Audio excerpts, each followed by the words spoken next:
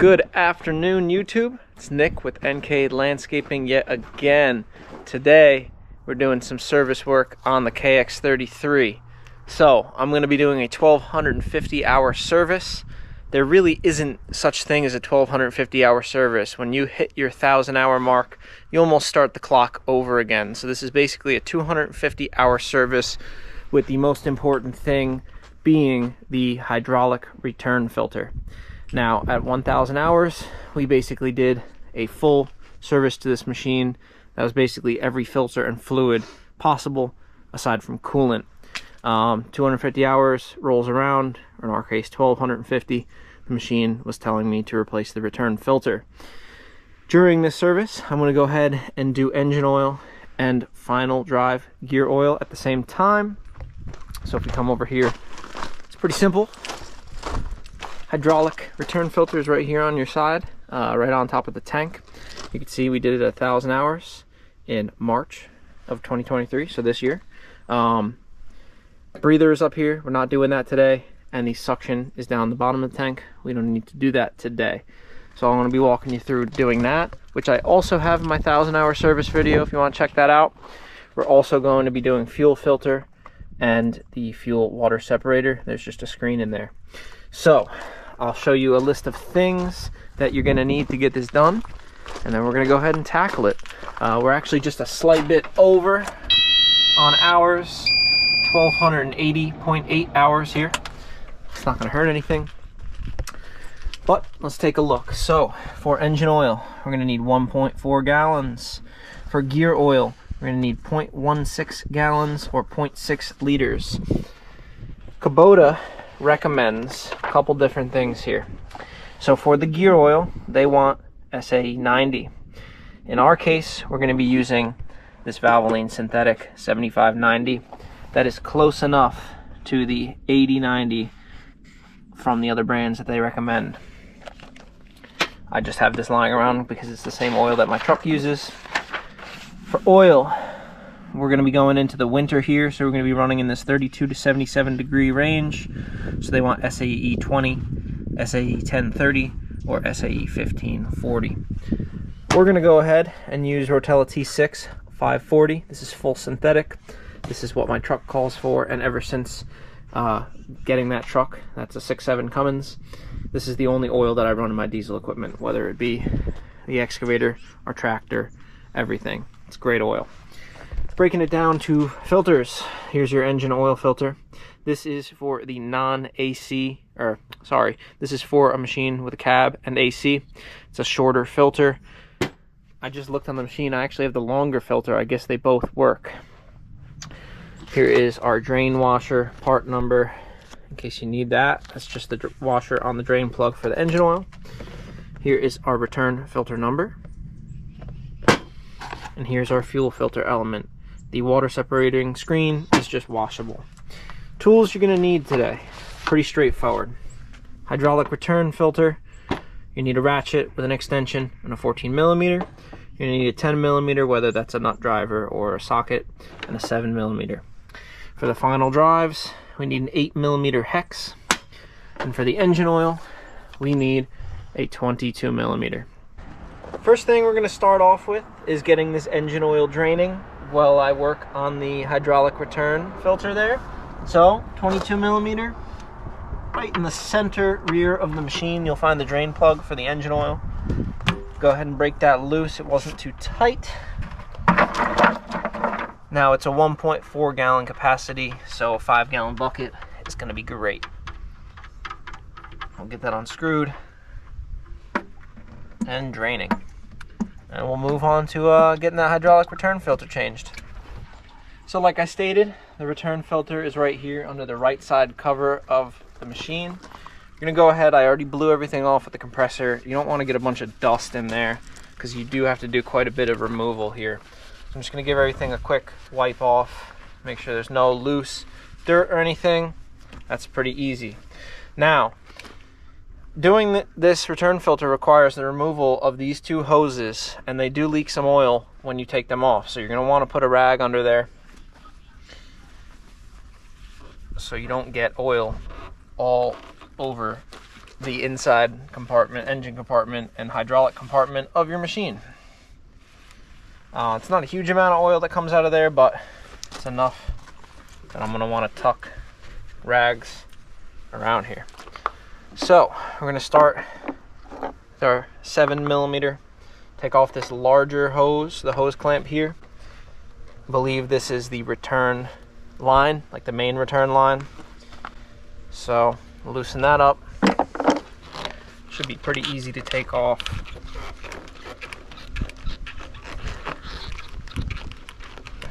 There we go. It's going to spill some fluid here. Not too bad. So we're just going to get that brought up and out of our way. Got a little fluid, but it's contained within our rag. Next, we're going to grab our 10mm. I like to take both of these hose clamps loose on this smaller line. That'll just allow us to get this smaller line out of the way. Alright, so I've gone and loosened both of these 10mm hose clamps on the smaller line. I find it's easier just to end up taking the bolts out of the return filter, and then we'll move the return filter out of the way. This is just a 14mm. All of these except one are very accessible.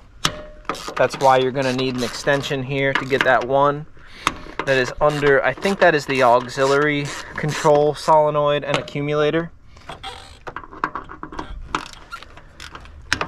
So we're all going to get all these broken loose. Yeah, there's the tricky one down in there. And by tricky, it just, you need like a 8-inch extension. So we'll get all these taken out, and then we can pull the hydraulic return filter off of that pipe and get it out of here. All right, we have 6 bolts removed.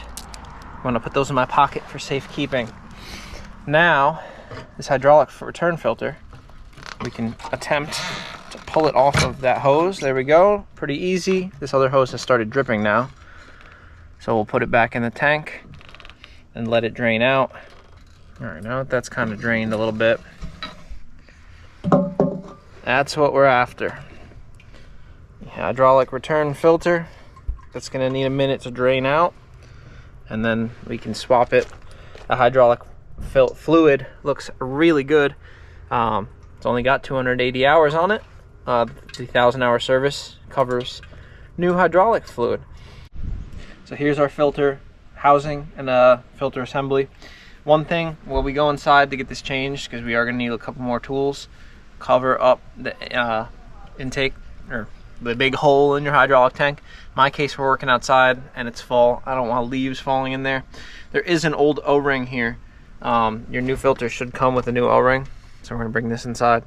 But let's go get this taken off and swap to the new one.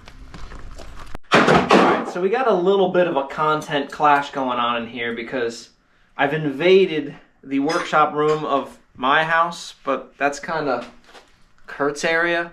And he's doing some NK garage stuff. So if you're new to the NK Landscaping channel, we have a second channel all about tools.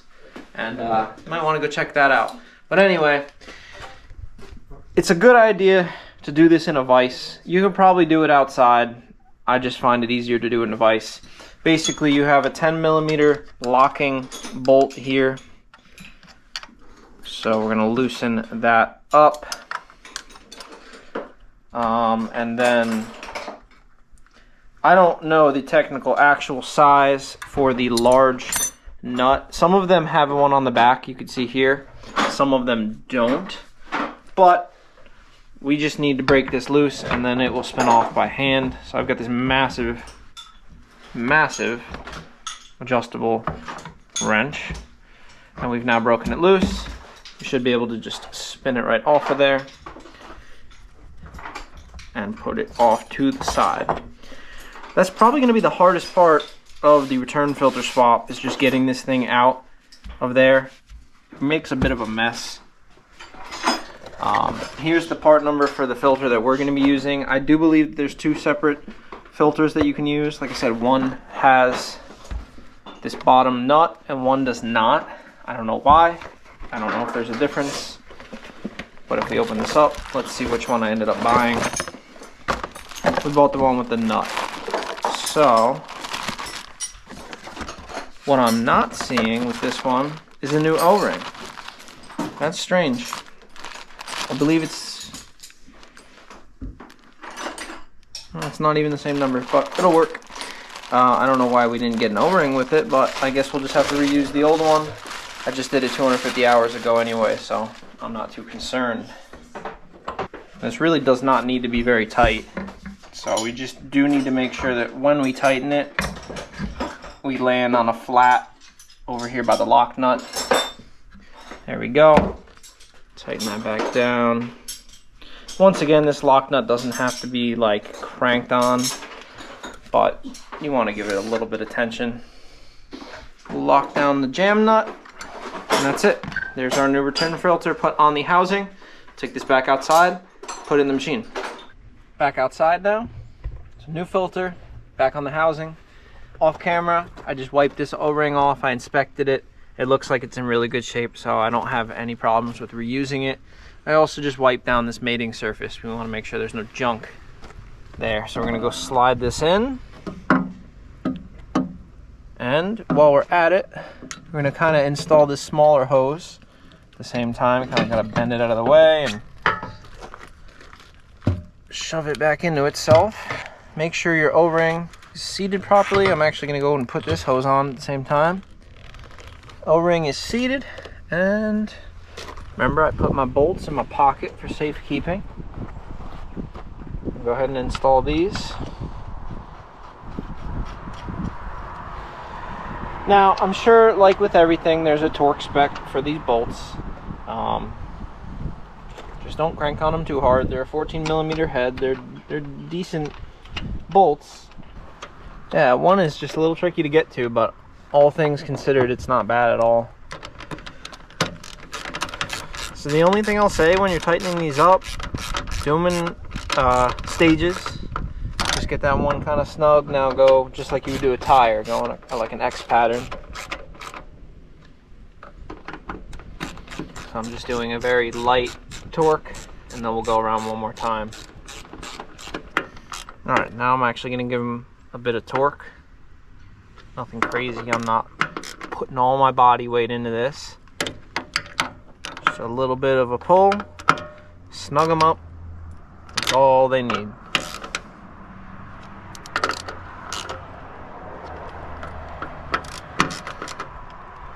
Okay, now let's not forget about our hose clamps. I like using nut drivers here because you can't really super over torque them. All right, now we'll just wipe up any little bit of last fluid that got spilled. We'll take care of the rest of that when we wash this the next time. And that'll do that.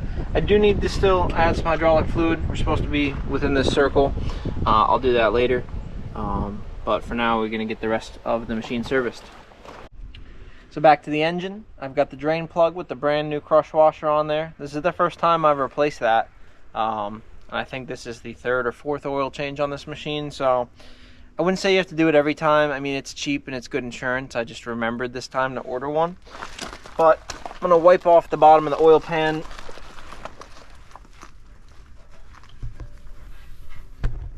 I never get when some people don't do this. It takes 2 seconds, and sometimes you could have gotten like debris that's you could have gotten debris that splashed onto there, and then you might have an oil leak. So just give it a quick wipe. It's not too hard. And once again, this doesn't need a whole lot of torque since we do have a new crush washer. Might feel that crush a little bit, but I am also on it with a 2-foot breaker bar, so we don't need an insane amount. That should do it. Okay, next we're gonna do the oil filter. I'm gonna slide my bucket over. That should do it. Let's see if I can get it by hand. Yep.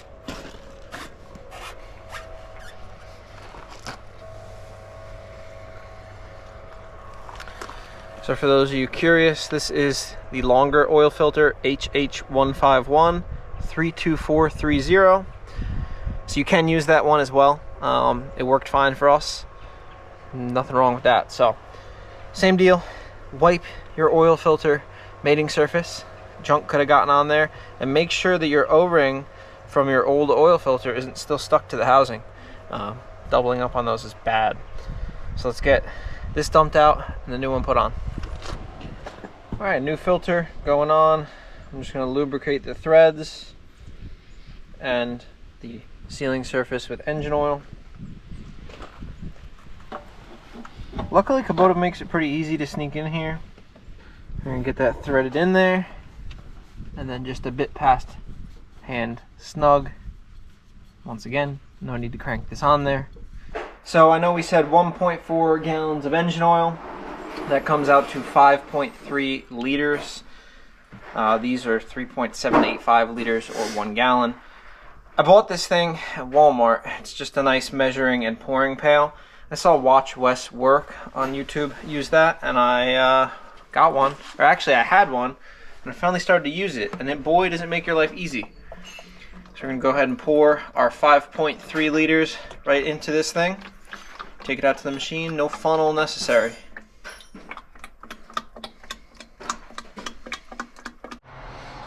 So there we go, 5.3 liters. This makes it super easy to measure it out.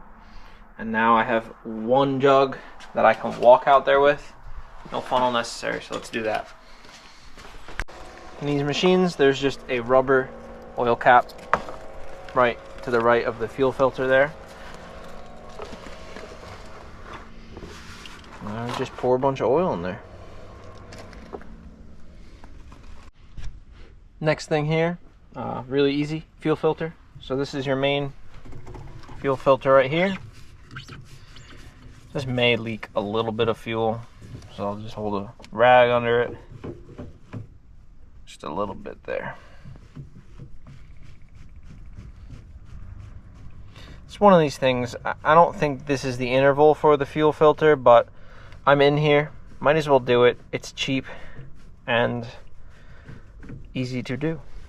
Same thing as with the engine oil filter. We're going to lubricate the O-ring and threads a little bit with new fuel, and we'll get that on there. Don't have to go crazy tight again. Okay, that is the fuel filter. Now over here, turn that to off. This is the water separator.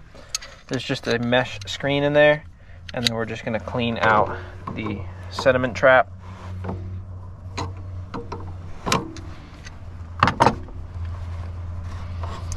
Same deal, we'll throw a rag down under that. Okay, so we have our fuel sediment bowl. There's a spring and a little floaty in there. So that's actually got some decent goo in it. And then if we pop this little, drip fuel everywhere, but that's okay. This is just a screen, so we're gonna clean that out. And don't forget your O-ring on top. So we'll put that aside and we'll get all this cleaned out real quick. All right, so inside we cleaned the bowl and the filter out. Just a little bit of brake parts cleaner and compressed air. We're gonna go ahead and put our larger O-ring back on the bowl here. We have our spring and float in there. They have also been cleaned off. So fuel filter or sediment filter right in there.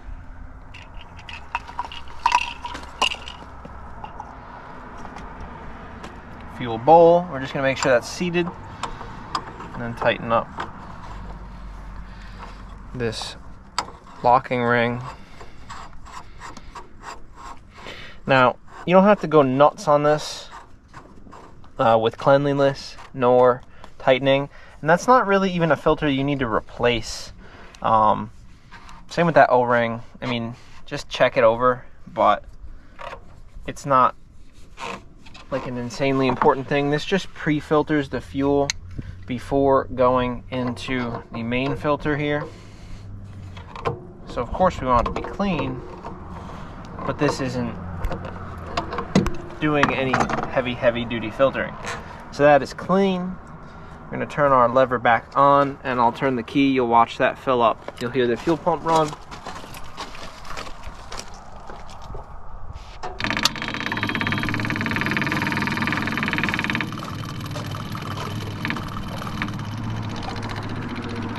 Very nice. So I'll let that run for a second before starting the main engine.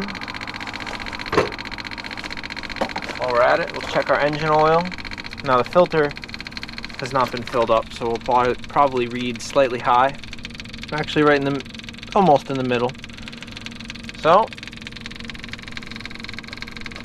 let's start this thing up, check for any leaks.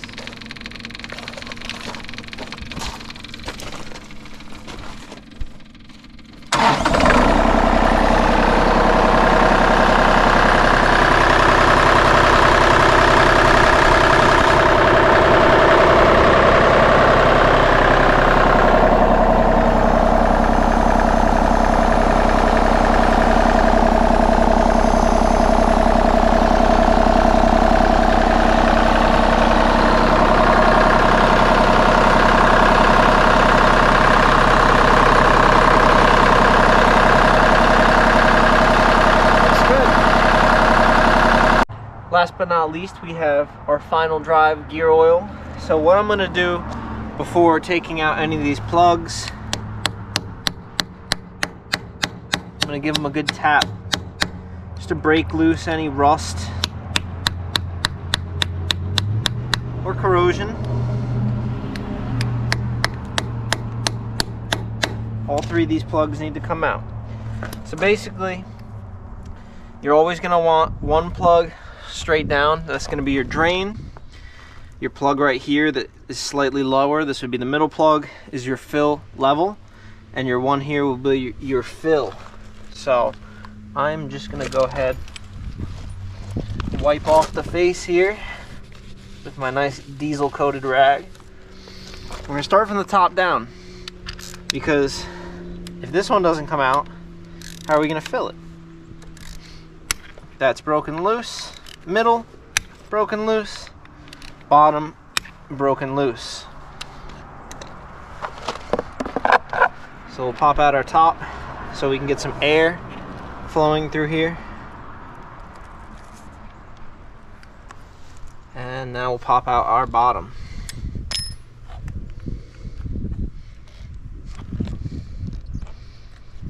I apologize, I'm covered in diesel.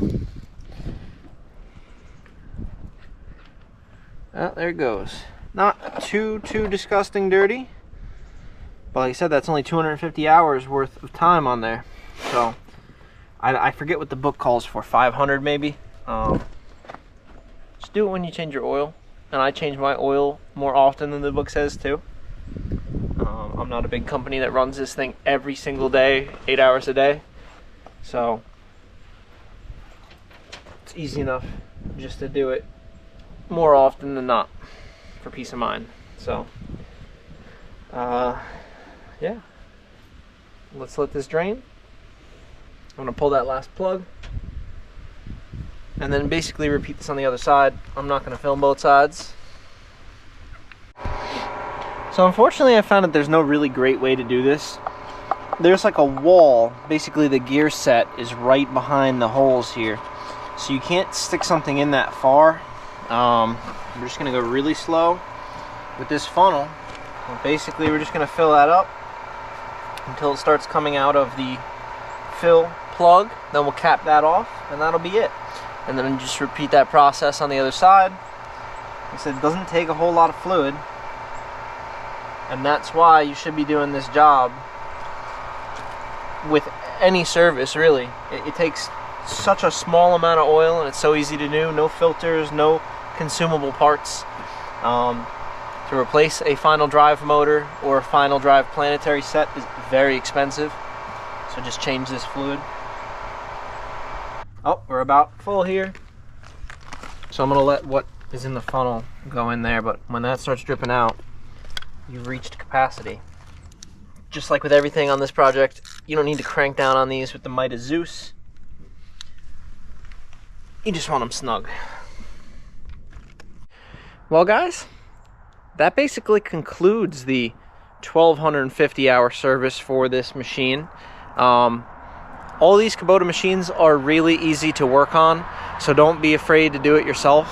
You just need a couple basic hand tools, a little bit of knowledge, and a way to store and purchase oil. So 1,280 hours on this machine. More than half of that has been with our steel wrist tilt rotator. So if you're curious about that, go check out some of our cool videos we have. I have not had one single issue with this machine in those 1,280 hours. I fully recommend the KX33. It's a great machine. And when you couple that with the sub 25 horsepower motor with zero emissions equipment, it is a perfect fuel sipping, quiet, no emissions headaches to worry about. So I fully recommend the machine. They're very easy to work on, so that makes it really handy if you want to work on it yourself. So I'm going to finish up the last final drive, and then this thing's going right back in the backyard, and it's going back out to work tomorrow. So thanks for watching. I hope this helps you out. I know there's not a lot of content on these machines, servicing them, so don't be afraid to you know, the manual's right behind the seat, if you have a new one that someone hasn't gone through. And then get yourself a nice little binder and record your service. So this is our service log. We have all of our different vehicles and trucks in here. So when I'm done with this, I'm gonna log the date and hours, keep track of this. So I'll see you on the next one, guys. Thank you for watching.